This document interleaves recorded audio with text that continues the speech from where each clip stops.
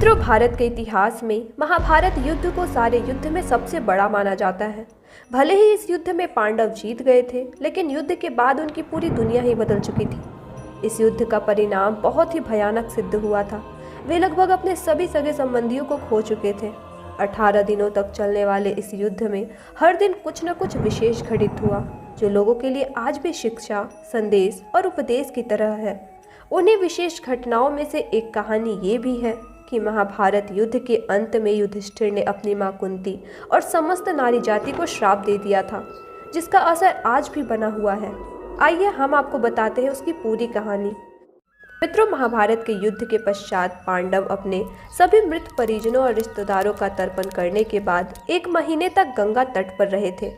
धर्मराज युधिष्ठिर को देखने और उन्हें सांत्वना देने के लिए कई महान ऋषि और संत के आने जाने का क्रम लगा हुआ था। इसी बीच नारद ऋषि भी युधिष्ठिर के पास गए और युधिष्ठिर की मन स्थिति के बारे में पूछा। उनके पूछने पर युधिष्ठिर ने उत्तर देते हुए कहा, हे नारद मुनि, सभी योद्धाओं के वध के बाद मुझे पता चला कि कर्ण मेरे भाई थे। उनका जन्म सूर्यदेव की कृपा से हुआ था। उन्हें सारी दुनिया राधा का पुत्र मानती थी, लेकिन वास्तव में वह मेरे सबसे बड़े भाई थे। जाने में ही हमने उन्हें मार तो दिया, पर यह बात मुझे अंदर ही अंदर खाए जा रही है।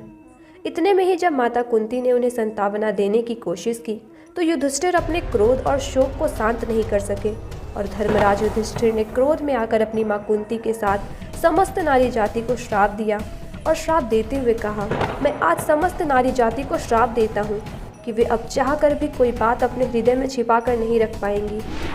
और तब से लेकर आज तक ये श्राप यूं ही बना हुआ है। इसका एकमात्र उदाहरण है कि आज के वक्त लगभग 100 में से 90 महिलाओं को कोई गुप्त बात पता चल जाए तो वे बिना किसी को बताए नहीं रह सकती। इसलिए कहा भी जाता है कि महिलाओं के पेट में कोई बात नहीं पचती। राधे राधे, धन्यवाद।